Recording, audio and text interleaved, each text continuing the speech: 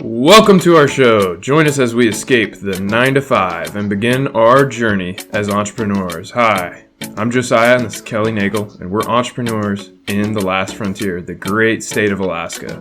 We'll release a new podcast every Wednesday. Welcome back to Entrepreneur Podcast, episode 4. Can't believe we're on episode 4 already. Episode 4. Wow. Yeah. We'll start with a question of the day. If you owned a boat, what would you name it? Ooh, that's Start with you, Kelly. Good question. What would you name it? You're putting me on the spot here. Maybe something about sunsets. Something about sunsets? Sunset and sailing or something. If you want to know our answer, check in the comments below. Let's get this episode started. What are we talking about today? We've got a couple loose ends from last podcast. We'll start with those. And if you don't understand what we're talking about, go check out episode 3, and these will make more sense. Watch that first. We're going to talk about a little bit more Alaska news, and then we're going to talk about some historic businesses in Alaska and the Pacific region, as well as draw some business tips from that. So, let's get started. Take it away. Last podcast, you brought up, it was kind of funny, and I remembered it, Ask Jeeves. Do you remember Jeeves, yeah. Ask Jeeves?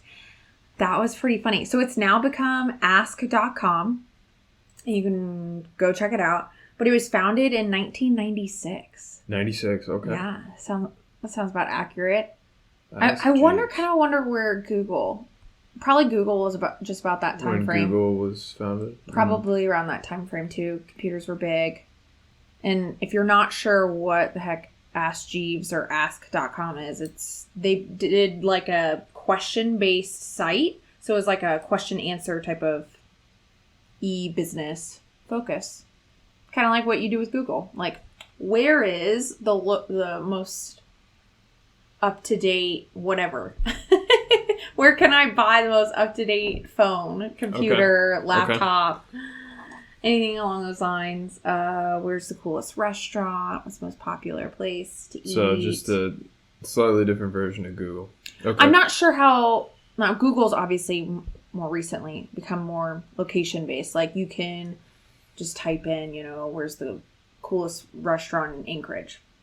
It might come up. I'm not sure if Jeeves originally was like that. I would be surprised if it was. It was probably more like a question answer, like how many inches are in a mile or something like that. Okay. All right. So we also talked about how much coastline Alaska has and whether or not Alaska has more coastline than the entirety of the lower 48. So ran some numbers, went to NOAA's website, National Oceanographic Atmospheric Association. Almost forgot the other days. Nice job. The U.S. in total, according to NOAA, has around 95,471 thousand miles. Wow. Alaska has about a third of that. What? 33,904. Wow. About a third of the entire U.S.'s coastline belongs to Alaska. What do you think's second? Alaska's first. What's second? We're just talking about coastline. So of one state. Interior waterways like rivers and lakes, that's not counted in this. Like coastline to the ocean. So a place like Kansas can't count. Yeah, I think there's a 0. Let's see. Maybe California? California? That's got a long coast. Actually, according to this, Florida comes in number 2. I should have known that. Yep. I'm originally from Florida. 8,436 miles. That would make sense. It's a peninsula. And then third place, not too far away, Louisiana, actually. 7,721. I'm not sure where California is on that list, but it seems like they have quite a long stretch there. Maybe not. Huh. That's the numbers we found according to NOAA. That is some interesting fun facts. Yeah. Conclusion from the last podcast. Coastline. Yeah. So another one. we had a news article, and I'm not going to give it away because should totally go check it out. Alpacas live to be over 20 years old. So the alpaca we talked about last time did not make it to that age. And that is very sad. But he was in his last years. He was getting close. But it says over 20. Okay. We'll just leave it at that. In other news, so we'll transition to Alaska news. If you didn't know, a tiger did get out of the Alaska Zoo. So really? It didn't actually get out of the zoo part, which Running I was around in a little acreage. disappointed on. No, I'm not disappointed on that at all. But back in 2000, the year 2000, 20 years ago. 20 years ago. There were, sadly, a bunch of vandals came in and let some of the creatures out of their cages. So they were typically a zoo, right? Or at least the Alaska Zoo, thank heavens, has a fence around like the main part. And then obviously each enclosure has its own enclosure we have tigers, wolves, plethora of other things. But it said Al, the Siberian tiger, was among about a dozen Alaska Zoo animals freed by vandals early Thursday. So this article was posted September 22nd, 2000. So by the evening, only a lynx remained at large. So sadly, there was an animal that did not make it. So part of the animals was an owl that got out, and it got into, I want to say it was a yak cage. Yes, a yak cage. Okay, so an owl was released from his cage, and he went to go hang out with the yak. I don't know why. That's weird. What is that part of that book? The yak, book? What I'm talking about? That kid's book that's like what the yak. What book are you talking about? Well, we'll have to link it below or something. But there's like a yak book. Anyways, so this owl gets out, sadly, by these vandals, and it goes into the yak cage. And what do you think the yak does? He hit the bird with his hoof. He kicked it. That's impressive. I'm actually pretty impressed. But it is very sad because it was so severely injured that they had to euthanize it. Wow. That is very sad. That owl didn't stand a chance in the wild. Didn't. It did not. He was released. First thing he did, get kicked by, how many yaks are in Alaska? Maybe just one. I don't think there's too many yaks in Alaska. Yeah, pretty interesting. But obviously they did find Al, the Siberian tiger, so don't be alarmed. Back in 2000, he's still out there. He was captured. They found him wandering the grounds for a brief time, and they found him lounging by a fence. That's not surprising. Just chilling. But how did they get him back? They darted him with a tranquilizer gun and then returned him to his cage. Because what do you do? Leash up a tiger, walk it back to its cage? No. And of course, Al was the biggest of the three at the time, the three tigers that they had.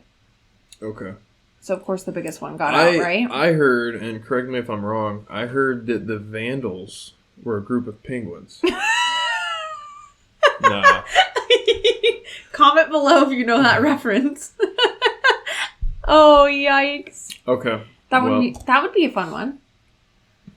Ooh, that's another. We don't have penguins at the zoo. But all right, you have another Alaska News article, huh? Oh, yes. What's going on? So I brought up last time there was supposed to be a train connecting Alaska, Canada to the lower 48. Oh, wow.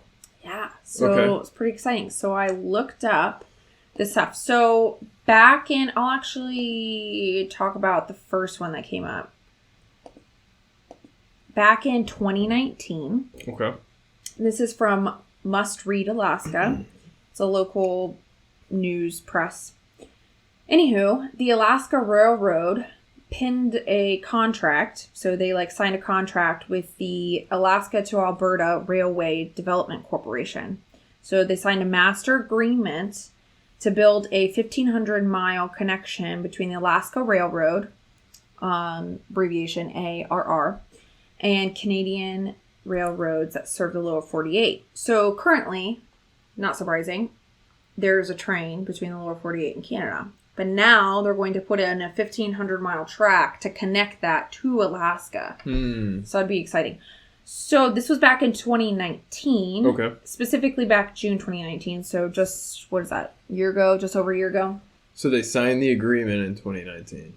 Yes. We're going to do this. We're going to work together. Exactly. So now, obviously, companies, because business related, you can make contracts with an international company and you don't always have to, it's not like you have to have government approval or something. But there might be like fees for embargo fees. Well, I would think fees. with something like this, they're going to have to put the tracks on perhaps government land, national parks, I wouldn't be surprised, state parks. That wouldn't be surprising. So it might be difficult to get the land for that. Right. And specifically, you have to watch like import and export sort of thing. So if you're going to drive through Canada to get to Alaska, you have to cross like a border. So you have to show your passport, that sort of thing. No bootleg maple syrup. No bootleg maple syrup. What else does Canada export? So they do at some point, the federal government. Hockey pucks. Yeah, hockey pucks. I think we've named it all. Yikes. No, curling. Oh, that's awkward. That's not Canadian. It's actually Scottish. That is Scottish, but I'm saying like maybe some of those curling stones. Could be. No, but they get them all from Scotland. Yep. Anywho, so you could probably imagine that the federal government does have to get involved if they're going to import and export items cross borders to and from Canada. Makes sense. So the Frontiersmen, this is an article from just September, so not too long ago, about a month ago, 2020. They have, so now it's changed from 1,500 miles to 1,700 mile track, connecting specifically Alberta to Alaska, Providence, and the Matanuska-Susitna Bureau in Alaska, in particular, is set to receive its first federal government approval. So that's a huge chunk. So you can get started soon, huh? Yeah. On digging. Yeah, so we will link these articles down below. And there's another one from another Alaska news source that also posted about it. And that's big because both of those are near the upper portion, the northern portion of Alaska. So if you're not sure, Anchorage is in the southeast region of Alaska. Yeah. So it's thousands of miles in Alaska. I just saw that one article said if everything goes as planned, perhaps within 10 years it'll be completed. That's encouraging. That's something. So we'll shoot for 20. Probably 25. It's a big project. Yeah, so it's a big deal. And we were talking about last time shipping. How do you think this would affect shipping? Oh, big time. I think it would open more opportunities for ground transportation of shipped goods to Alaska. That'd be huge. Because, man, right now, you can put stuff on a truck, but it's got to drive all that way. It's a lot of resources for one truckload's worth of materials or goods.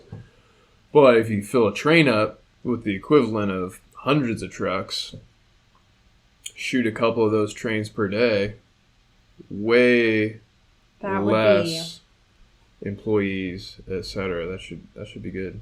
I think that'd be good. And there's only so much like a barge, like a boat, could handle too. So I would imagine the train would be super helpful. And in those regards as well. If you look at history of America, I think train in some ways could be cheaper. Yeah. They definitely set the precedence out here in the West. Yeah. Getting stuff and people to and from. Yeah. We are still in the last frontier. We're waiting for the trains to come to us. This is very true. Maybe in our lifetimes. Yeah, maybe. what did it say, 10 years? We'll see in a decade. Maybe so 10 next years. decade, 2030. Yeah, we'll let tune you know. into episode. Hold on. Do the math for me. Yeah, yikes. Okay. Speaking of history and businesses, we talked a little bit, mentioned about the gold rush last episode. Oh, we did. Yeah. So, gold rush was very impactful to the Pacific West, California, Washington, and Oregon. And then a little bit later on, Alaska as well. And there's still gold up here. People still go mining, panning, dredging, etc. for gold. I mean, you see it on TV. There's TV shows. That's real. People do that. Especially up further north along the coast and some interior waterways, places like that. But found an interesting article about specifically the California gold rush and about who the first millionaire was because of that. And you might be surprised to learn it wasn't a miner. Really? It wasn't a guy who found a big old chunk of gold and became a millionaire. So I'm going to read an excerpt here from this article. Really interesting, and I think there's a lot that you can take away from what this man did. All right, so 2 gentlemen discovered some gold. They tried to keep it a secret. However, a man named Sam Brannan, he found out, and he decided he would use his newspaper to break the story. He had a newspaper that he ran. Where is this? He's in the, I think, San Francisco area. Okay. Yeah, San Francisco area. California, got it. He broke the news through his newspaper, said there's gold out there. Everyone in town went nuts. Yeah. They got gold fever. And the town's population immediately sank to less than 200 people. Wow. His newspaper forced to close. Kind of ironic. Wonder if he saw that coming. He probably thought he just had some hot, juicy gossip. But he probably got some did his big business money. in. And what did he do? He wrote the federal government and asked for a bailout. Wrong. Wrong. He turned his attention to where he could earn money. So he had a store in Sutter's Fort, which was near, closer to all the action. And he went and he purchased every shovel, pick, and gold pan that he could find in California. And over the course of the next 70 days, he sold 36 grand in equipment. Now, this is in 1840s, so 36 grand back then is worth nearly $1 million today, $950,000. He sold that in 70 days. Wow. His equipment was this is just kind of funny. His equipment was expensive because he said he was imposing a special tax for the Mormon Church. What? So when Brigham Young, a leader in that church, heard about this, he sent a messenger to collect the money. And it's reported that Brannan replied, "Go back and tell Brigham Young that I'll give up the Lord's money when he sends me a receipt signed by the Lord." Oh, no. So, yeah, the word is he never did give that money to the church, to the Mormon church. On top of the fact he taxed these people for that. Pretty funny. Yikes. Anyway, pretty interesting article. He was the first millionaire and... First millionaire ever? The first millionaire from that gold rush. Oh, gotcha. Yeah. And over the course of time, his store over this period did approximately 150 grand per month in sales from all sorts of supplies that these gold miners with gold fever had to buy from him. And he was the source. Out there? He could charge. Wow. He could charge more than some would say was reasonable, and people would buy it. And that's how the market works. Wow. Or they'd go, this is way too expensive. He wasn't the only one that did that. Another gentleman did that. He owned a store in San Jose, and trade increased huge after the discovery of gold, and it's claimed he made so much money he never needed to work again. Wow. So, pretty crazy. Oh, wow. You would think the big time financial winners would be some gold miners who struck it lucky rich. Not necessarily the case. But I guess it would make sense because, I mean, this is applicable certainly in Alaska. There are definitely people, Anchorage being the biggest in population for Alaska. People come from, we call the bush up here, get supplies and maybe resell it at their own store because they're taking that, paying for that flight or paying for or driving, paying for that gas and whatnot, and mileage on their car to then resell whatever said items. It could be as simple as like toilet paper because they're stocking it and bringing it in. Huh. Yeah, we talked a little bit last week about supply and demand. Yeah. And how things in Alaska are more expensive because it's harder to get the supply here, but there's still that same demand. Right. So they can charge more and they have to charge more. Yeah. In this case, with buying pickaxes and shovels, right, he had the supply. And there was a crazy demand that he was able to take advantage of. Right. And in most cases I read that those running out there for the gold rush, they didn't even make enough money to pay for their trip and supplies. They lost money. Wow. So a lot of them just shouldn't have done it. For Absolutely. Sure. It was really hyped up and everyone got the gold fever, thought they could strike it rich, scratch that lotto ticket, cash in. Yeah. And that did happen for some people. But the vast majority, no. Yeah. You'd have better chance of striking it rich by opening a general store. So would you say that what he did was wrong? No. Yeah. No. Makes sense. There was a demand for it. Do I think him doing that tax, claiming that tax though, that's a no-no. That is mischievous, questionable. If you say you're charging more because you're going to donate to an organization, you probably should be doing that donating. Yeah. Otherwise, that's a little dishonest. Yeah. But what can we learn from this in today, in modern times, as we and as other people explore business ideas? What do you think? Well, first, you do need to realize, don't be like the gold fever people. Too. Don't rush into something with the mind of, I just want to get rich quick. Now, maybe some of them were not thinking What if it's Bitcoin? We have a whole discussion on that one. Okay. We'll mark that on our calendar. But okay. You don't want to always, you really never want to get rich quick.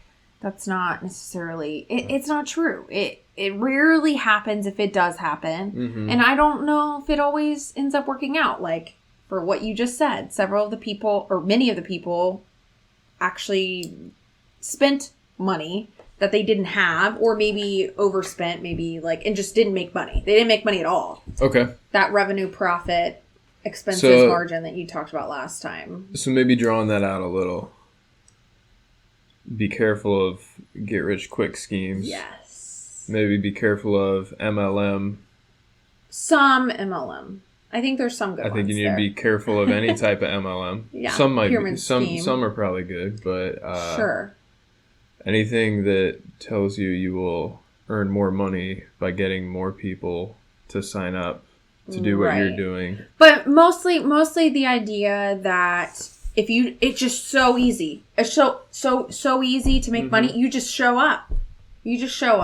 It's like, no, that's not really, that's not how you make money. There has to be somewhat of a work transaction involved. Whether that be you're investing your money well, that still takes some, obviously, thought process and effort. Yes. And work there that we might not view as like, okay, I'm using my hands to do something. But you're still working at the said investing. But yeah, just showing up. I feel like that's probably what their mentality. Oh, it's just so easy. You just show up to any river and you just stick a pan in and gold just comes out. Your it's like pockets will be overflowing. What is that, like a leprechaun? You go to the end of the rainbow and just like pockets of gold. Like I'm still looking for a leprechaun.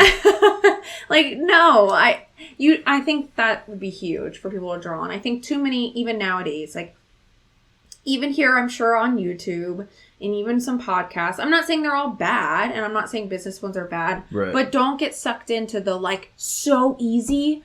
Just like make this website. Okay, well first, how do you make a website? Like, what does it have to look like? You just post these things and they just sell. Like, you might have to do it like 1,000 times, but eventually you'll get one person to buy it. It's like, okay, well, wait a second. Let's go back. Why did it take so many for you to do? Was it just like poor quality product? You're giving poor service?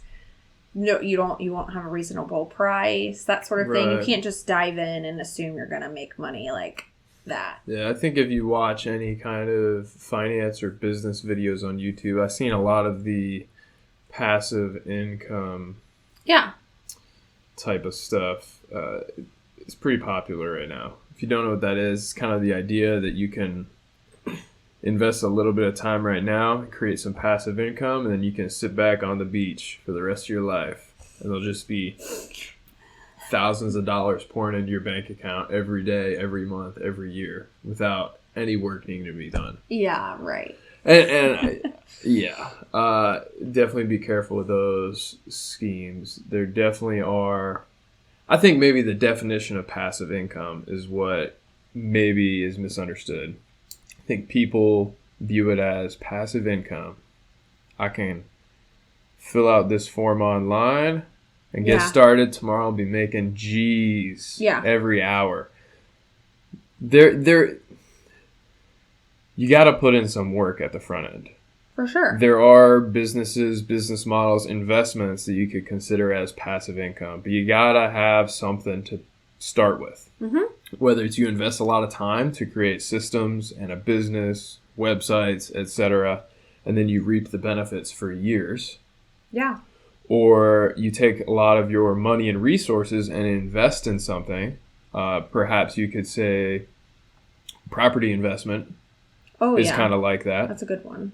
And you can reap the benefits for years with minimal work. But maybe a product-based one, I would say books.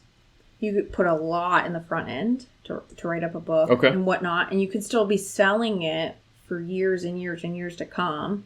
Kind of depends, right? Depends on like your publisher and whatnot. But the idea there of like, there are still some books that are sold today that the writers could be dead or they're very old. That book was written however many, like even potentially hundreds, if not a couple decades ago. Right. So there's some passive income there, but passive being like they still put a ton of work in the front end. They invested a lot of time and I would say probably personal money to make that book come to fruition, to find the right publisher, to market it, etc. And they are, if it was a good product, reaping the benefits for years. Yeah, sure. I agree with that. But I think that's important to recognize when it comes to passive income schemes. Yeah, you're not going to just show up and just like what you said, fill out a form and all of a sudden you're just making thousands of money. Go to www.entrepreneur.com. Sign this waiver and all of a sudden you're making money. Send $1,000 to us and I guarantee you will earn passive income starting But then tomorrow. You have to get a few friends, and then once those friends, and then, weird. It's a weird scheme. The only one that gets rich is me. Yikes. So, going back, we talked about really the people that got sucked into maybe that mindset of the gold rush. The gold fever. And the gold fever. I wouldn't say necessarily it was bad that they wanted to go get gold or pan for gold, but the idea that potentially most, if not some of them, were just thinking you just show up and it's easy peasy. Like, no, that's just not how it works. I think also there was the misconception that was possible. That's what they were being told, and so they believed it. But check this out. Yeah. Mr. Brannon, the first millionaire, he owned a newspaper. Mm-hmm. He's the one who started hyping this up, and then he got rich off it. Yikes. Think about that. So what? Maybe the media doesn't have your best interest in mind. Weird. Even in 1844. Yeah. Samuel. Yikes. Samuel Brannan. Gotcha. So what about maybe the things that were okay that he did? Him selling the axes, shovels, so I don't, on and so forth. And maybe this article doesn't have all the details. Maybe you can find another article that says otherwise. The gist of it. I think he was just trying to cover the hot news. Mm-hmm. Whatever was going on, That's he thought was popular. Media, right? Nothing wrong with that. I don't think he intended or planned, and if he did, very smart man. Wow. Yeah. To make this article become a hit and then make bank selling shovels. Yeah. I don't think that was his intention. The way this article reads, his article went viral. YouTube.com front page, like this video will be. Everybody left the town, and his newspaper went away. He lost his business. So then what does he do? And then, smart guy, so he recovered, found another business opportunity. So I don't think there was anything wrong with what he did. If the intention, though, was to deceive people, because he already had the shovels bought and in the back of his station wagon or whatever. Yes. That'd be maybe a little questionable. That would be, that's sketchy. Mm-hmm. But the intent of, I'm just putting this out there, news article, and then most people left. Well, my news isn't needed. My newspaper. So what do I do now? Yep. Go where the people are. Go, Yep. What do they need? Okay, they need shovels, pickaxes, etc. So how do you find a business idea that you have a passion for that's gonna make money? So good business tips. Like Brannan did. He saw a need in the market, and he went and he did it. Mm-hmm. And he became very successful. So let's assume his first interest. So that's step number 1.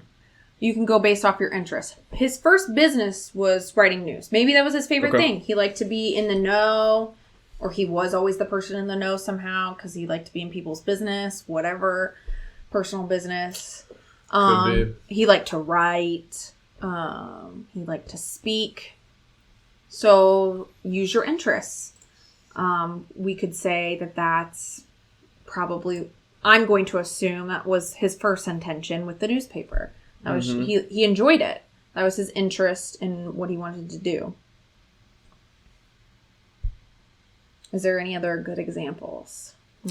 I think maybe he took that interest and he was still able to use some of that in his general store business. He wasn't just making a website and shipping things to customers. He owned a general store. People came in. Yeah. He talked with them. He probably still shared the news, and he sold them stuff. Because typically I would assume a lot of them came into that store, if not daily or on their way in, and they heard about stuff or on their way out. So he wasn't writing a newspaper anymore, but I wouldn't be surprised if he was still sharing the news in person with his customers. Yeah. He likes people. So maybe he found a slightly different way to pursue his passion. And he ended up making a lot more money doing that than he probably ever would have as a newspaper man. So use your interests. So maybe applicable to people watching or listening. Now, when you use your interests, there also needs to be demand in the market. Yes. If I like knitting butterflies. Yeah. And I want to be a full-time butterfly knitter. I don't know what that means. It could work, but is there enough market? I have a passion, but are there people that want to buy that? Enough I'm sure there are full-time? some, but probably not enough for a full-time business. Yeah, if you're just specifically focusing on right. knitted butterflies, but maybe you could diversify. So perhaps instead of something that specific, I could knit a whole line of things. Stuffed animals as a whole. Knitted dragonflies. And dragonflies and butterflies. knittedinsects.com. Ooh. Right there. Business idea. And if you want a knitted creature of the insect variety, that's where you go. Now you got to scale. Get your neighbor to start knitting some for you. Ooh, okay. We're going deep. We're going deep. You're just making a business model for them. Hold on, I'll be right back. I'm gonna go. Okay, so I'm gonna go claim that website. So wait, so use your interest. So an interest would be you love to knit. So great. You're gonna try to see if you can find it. So your interest is you love to knit. So knit what though? Maybe that goes into our second one. Mm-hmm. Use. Mm-hmm. Is that a thing? And it's just on Etsy. There's a lot of stuff, but there is a website right here, kind of along those lines. Ooh. Grandmother's Pattern Book. Ooh. So she's got lots of different patterns for different knitting things. So that's another direction you could go. If there's something you like to make, and this is kind of the passive income idea of that, make an instruction book, make an instruction video, make a course. Make a pattern. That tells other people how to learn that skill, how to make that project. And you put time in once to make that course, make that instruction booklet, and you can sell it 1,000 times. Or more. That's what we're doing right here, grandmotherspatternbook.com. And I think she's selling these. Those are pretty cool. She's got insect patterns right now that we're looking at. Yep. There's a little What is this ant. one? An ant. Oh, that's cute. Yep. So it looks... And there was like bumblebees, caterpillars, that sort of thing. But so you could use knitting, or, I mean, you could do a little combo here. I mean, ultimately have to, right? But you use the market's interests. So what does the market want? Face masks. This is true right now, face masks. But what does market mean? I mean, market kind of is a, maybe not a big word, but kind of just a fancy word to say people. What do people want? And it could be people in your local community. It could be people just on the internet. Around the world, internationally, kind of just depends. In your state, in your city, in a region of the country, right? I mean, a good example would be some grocery stores. There's national brands like Walmart and whatnot that are across the nation. Mm-hmm. We even have Walmarts here in Alaska, but then we have local grocery stores that are only local to Alaska, local to our city, even like little convenience stores, I would probably say. And then we have regional based grocery stores as well that are only on like the West Coast, like Fred Meyer, or Midwest, maybe a little bit too. I'm not sure how far Fred Meyer goes. But so you have to think like that too. What does your market want? So, I mean, all these grocery store brands, like you think what's different about them? What does the market want specifically? Maybe they want discounts or deals. Like so Fred Meyer does a bunch of couponing. I think there's two ways you could go with that. One, you find a demand that nobody else is filling. You've got a great opportunity and you can create a service or a product that meets that demand. Or two, you find a demand that other people are doing, but you can do better. Or in a different way. And then you do that, but do it better. A little more competition. So I would say... But people buy groceries. Yeah. And if you think you can make a better grocery store, there's definitely a market. Or maybe you have a different way of marketing it. You say that... I've heard this as a good example. Like, for instance, pizza. I mean, in our area, we have plenty of pizzas. We have the national brands like Domino's, Papa John's, and we have local, like, state ones, or even just only our city. Yep. But what do they all do something different. Maybe one place does really gourmet really fancy, ton of toppings, great toppings, etc., etc. Makes a good, like, big quality.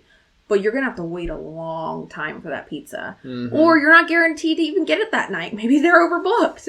Sure. But, so another place might go, oh, we always have pizza ready. It's ready and waiting for you. You just come grab it. If you're in, like, an emergency situation, like you're in a rush or something and you didn't think about dinner, then, yeah, you can go grab it. They always have it ready, hot and ready. But it's not always, but they're not guaranteed the quality, maybe, as that other place. But it's ready for you. So maybe you're going more towards, like, okay, there is a ton of pizza places, but none of them are fast in my area. I'm going to make a fast pizza place. Like, you come in and out, done. It's ready, like, hot and ready to go all the time. Or maybe there's not really good quality one. So then you go for the quality. Pizza made by robots. Ooh. I think that's already a thing. But not we'll have to go look at that. I'm going to go buy a pizza robot. So maybe you just have to maybe not invent something, like invent the wheel one more time. Like, pizza's not new, but you could maybe come up with your own marketing strategy. I'd say that's huge. Yeah. Like cameras. Yeah. I mean, we're using a camera right now. How many thousands of cameras are out there? And what do they all have a different marketing, or their market they're going for is for somebody else. Different niche. Yeah. Exactly. You're not sure. You just got to find that niche. What's your market want? What do people want? Money.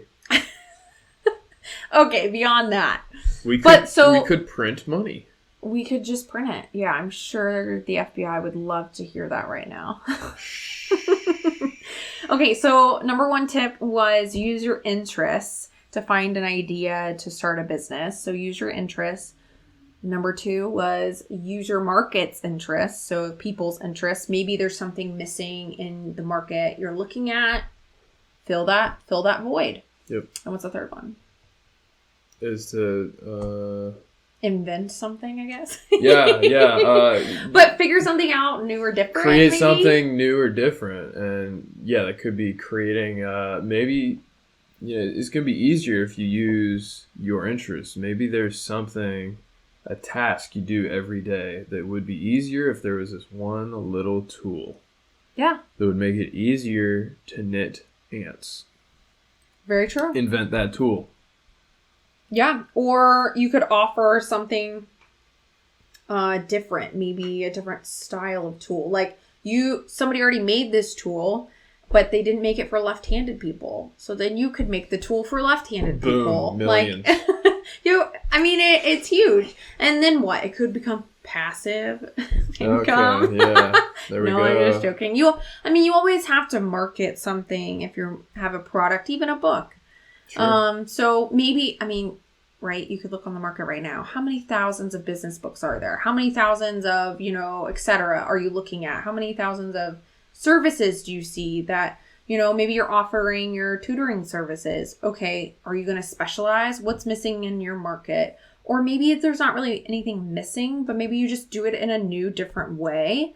You style more towards those with certain, like, disabilities, or those with special needs, like a specific, like, they just aren't good at, like, attention grabbing. So you're able to keep their attention and do something differently, or teach instead of always verbal. You can teach, in other ways. You just have to find a new and different way, maybe. Definitely. Or you combo all three. Use your interest of tutoring. Use your interest of knitting. Find the niche market. To create robots that tutor. Ah, I like this. Knit it's all robot about robots. That tutors. Robots are the future. Yeah. Anyway, I think we covered that pretty well. If we missed anything, let us know. Mm-hmm. If we're wrong, don't let us know. No, let us know if we're wrong. If you think we're wrong, let us know. Yeah, but maybe we'll go more in depth next time on something else. Yeah, we'll see. Yeah. Well, we haven't talked about my shirt. Yes, so your Hawaiian themed shirt. Last week I didn't have a new shirt, so this week I had to go out and I had to get something a little special. You did. We were talking about before this. Is this truly a Hawaiian shirt? Because it's kind of I was wondering. A Chinese heritage theme. If you're not watching, there's a dragon. We've got flaming dragons. We've got little Oriental style boats and etc. Lots of other little patterns on there. It's say a fun one. Yes, it is a Hawaiian shirt. Why? Because the tag says it was made in Honolulu, Hawaii. Okay, it's official. It's or the brand is there. Maybe it was made in China, but imported to Honolulu. Loophole. But what makes it a Hawaiian shirt? I don't know. I mean, you can name it that. It doesn't have to be made. It could because it's made in Hawaii. Hawaiian. That could be. Or if it's just the style, it doesn't have to be made in Hawaii. Anyway, I think this is my favorite one yet. It's a little different. I like that. Kind of fun. It's got fire on it. Yeah. All right. You can close out. Yeah, so don't forget to like, subscribe, comment, review us on podcasts, and share this with your friends. Yelp. Yahoo. Ask Jeeves about us. They probably won't know us, but I think we're pretty cool. But yeah, share this with your friends. Enjoy. Cool music.